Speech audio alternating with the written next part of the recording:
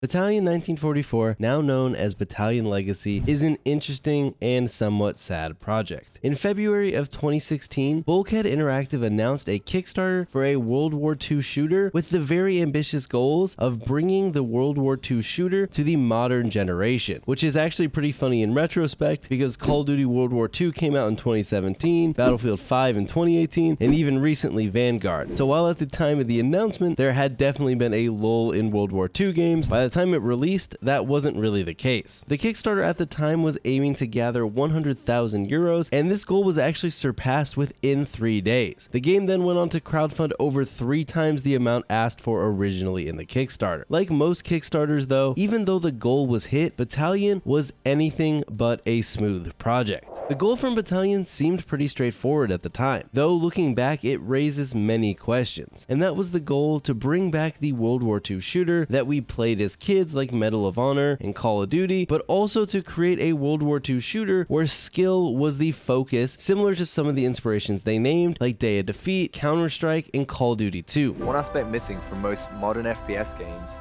is there's something we saw in classic shooters, such as Call of Duty 2, Counter-Strike, and Day of Defeat, is that those games took raw skill to master, to be good at, and they didn't rely as much on time playing. We're stripping out unbalanced unlocks, overpowered abilities, just to try and reinstate the fun and the skill in the game. Bulkhead pledged to remove things like powerful unlocks, pay-to-win elements, or anything like that, a premise that you could argue many gamers would get behind, and I think we saw just that with the immense support that the Kickstarter had. However, some of their first issues started right here, and that was the direction of the game. If you read through the Kickstarter, it talks about all sorts of things, from competitive gameplay to game mode variety, customization, movie quality animation, and the whole lot. So clearly Bulkhead had a lot of ideas.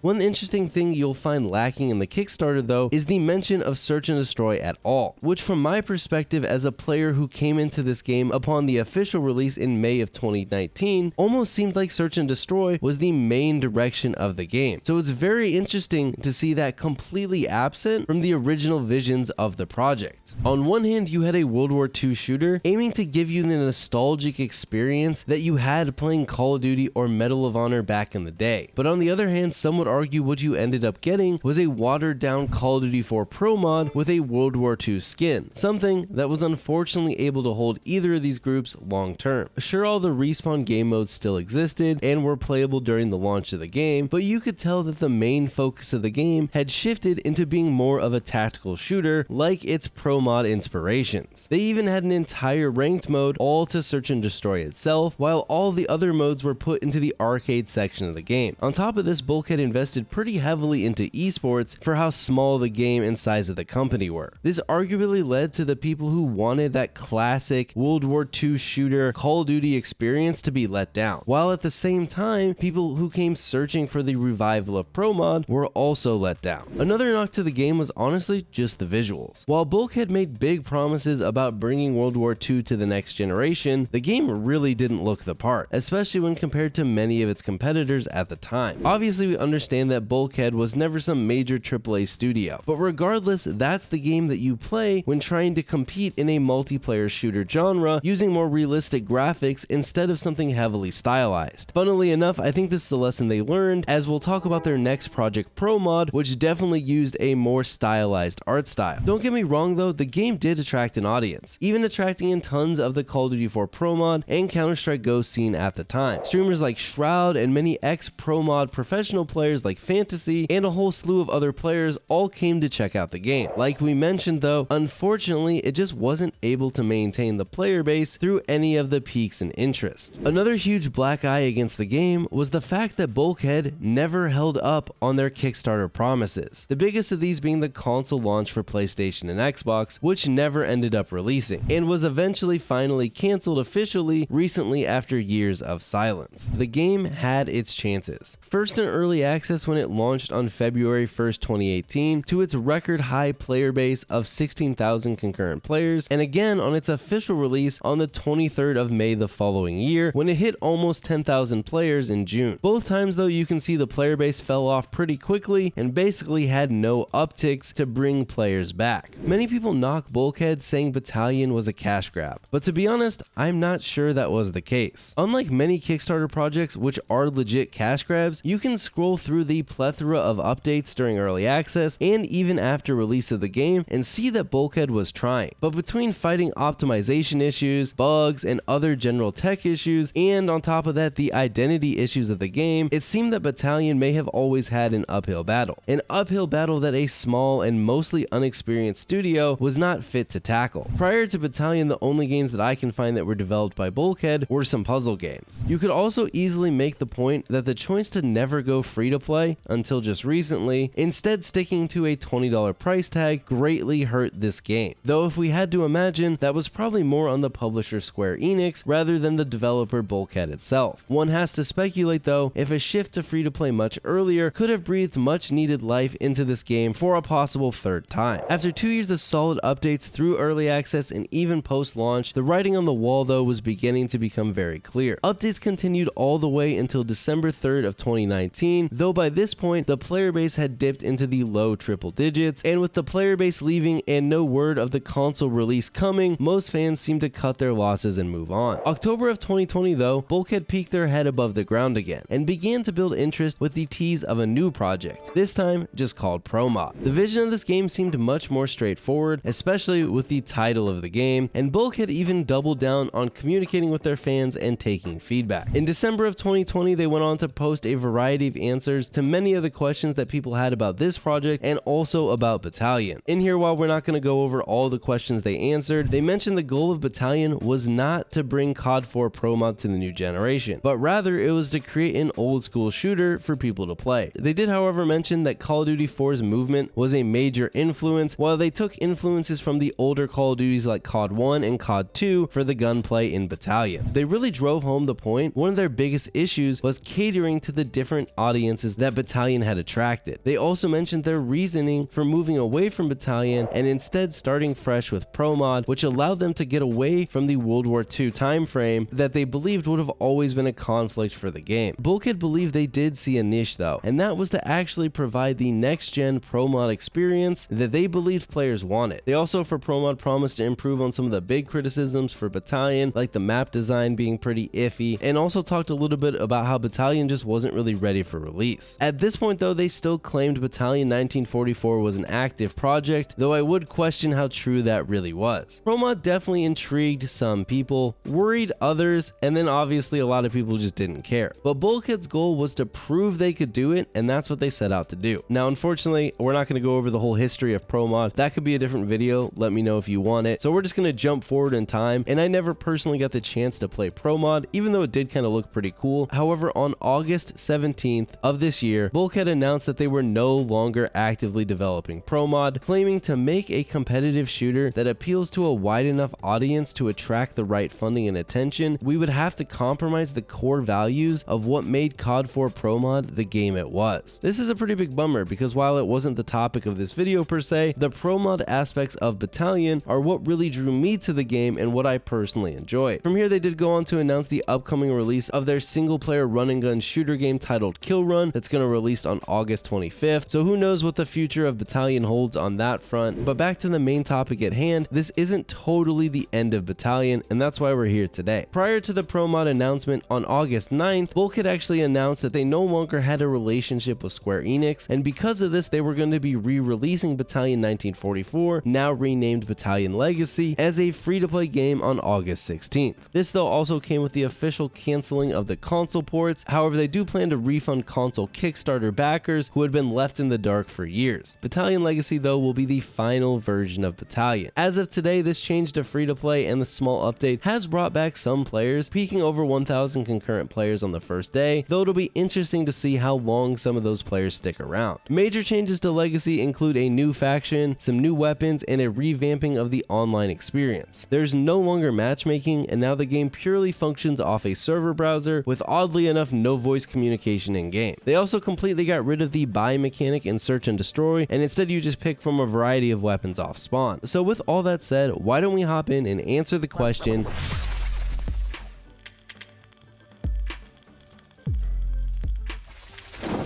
All right, so we hopped into an S&D lobby here. Like I kind of mentioned how they went to the server browser model, there are some key changes that Battalion has made since it's gone free to play. The first and main one being it no longer has any form of matchmaking, which it used to have ranked and all that stuff, and now that's all completely gone. So you do have the server browser to be able to find matches, but they did also make some other key changes. One of those being they got rid of the old kind of buy system that was in the game, and they replaced it with this, where you can just kind of pick whatever gun you want every round, with the only caveat being you can only have one sniper on a team. Another big change that they made, and I don't quite understand why, is the game no longer has any form of voice comms. You can only do text chat, which I don't even fully understand why. But besides that, Battalion is now completely free to play and playable, which is pretty cool because this game has been dead for well over a year or so, and now with this move to free to play, it actually is still playable currently. I don't know how long it's gonna have a kick. I don't know if a community will really revive around it, because like I said, it was completely dead. But currently, if you played this game in the past or you ever curious, this is your time to jump in and play it, and I always enjoyed this game. I do actually think this game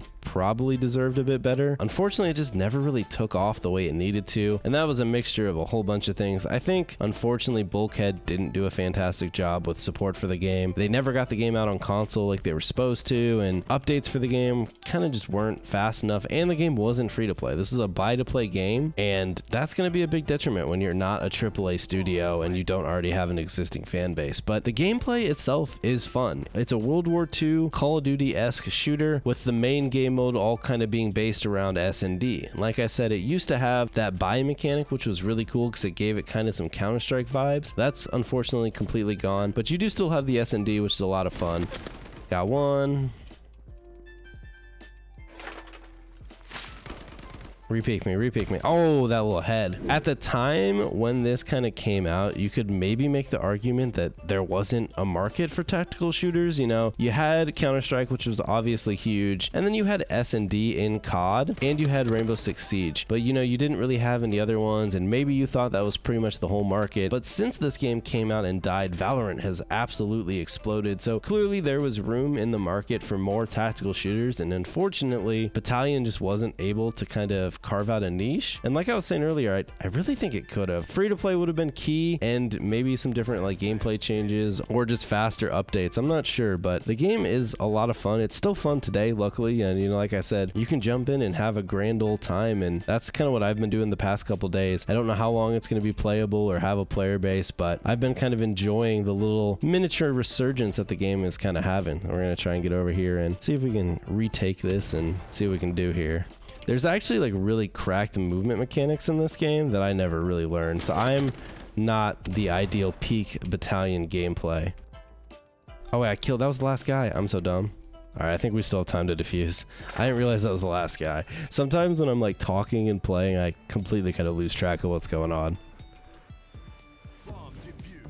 So I actually really liked the buying mechanic that they've removed. I'm not a big fan of this where you just pick whatever gun you want. The buying mechanic to me kind of added a whole new like layer of gameplay to it, similar to, you know, the economy in a Counter-Strike or a Valorant. And I thought that was a lot of fun. So it's a bummer to see them completely remove that. I really don't understand the reasoning, other than maybe they thought this makes more sense since people are going to drop in and out of games all the time. That's really the only reason I can think that you would want to get rid of it, because it was a key aspect of the game, and I know it's something that people have kind of criticized, along with them getting rid of matchmaking. Now matchmaking, I'm guessing they just didn't want to support the servers, or maybe didn't know if people were going to actually return, so they didn't want to bother with it. But I think they could have left matchmaking up, at least for the time being. I mean, I think it would have been playable for at least a little bit, but maybe that wouldn't have been worth the effort. One actually mechanic I think is kind of weird in this game that I've never really jived with is the fact that there's absolutely zero bullet penetration. So even if you're shooting someone and they go behind the slightest sliver of something, all the damage is just completely gone, which I'm not a huge fan of. I just got absolutely pooped on.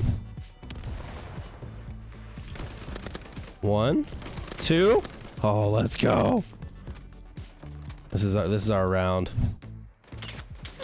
Oh no. Oh, turned on. Not too bad. That was a little 3-piece that round. We take those. This is actually a map I don't really know much at all. I've definitely played the other maps more. Oh, what? That guy completely whiffed. Oh, yep, there we go. Oh, another 3-piece. We take those. All right, we just gotta, oh, my teammate planted, nice. Oh, there he is. I whiffed. I whiffed. Oh, we still got him. Let's go. So obviously, like I said, S&D is kind of the main shtick of this game, but there are some TDM servers and some of them run kind of fun things. So this is a TDM server that's snipers only. So we're going to play this for a little bit and then we'll kind of wrap up the video. I definitely leg shot that guy. Unfortunate. Oh, oh, oh, oh, what the, that was a bot, but that shot was disgusting. Ooh. Ooh. Oh, I got a collat. Yo. Yo. That was a bot, but the collat was nutty. All right, I'm going to be cringe. Yeah, that was cringe. All right, guys, that's going to do it for Battalion. I hope you enjoyed the video. Let me know in the comments below if you ever played Battalion, if you enjoyed it, what you think they could have done better, or anything else you want to let me know about the game. If you enjoyed the video, you know what to do. Follow me over on Twitch, Twitter, Instagram, all the good places, and I'll see you all next time.